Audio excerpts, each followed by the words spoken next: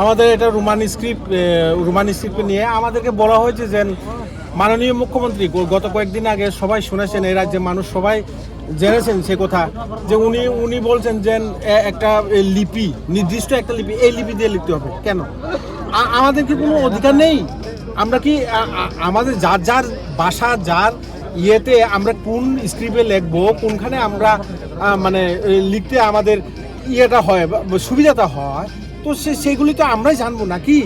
তো তার জন্য তো গুরুরা বারংবার বলছে, এবং গুরুরা কেন, সবাই তীব্রাশায় আমরা সবাই বলছি যে আমাদের কক ভাষাকে যেন রোমান স্ক্রিপ্টে লেখানো হয়, এবং আমরা রোমান স্ক্রিপ্টে লিখতে চাই। এখানে কোনো দুই রকম কোনো কথা হতেই পারে না।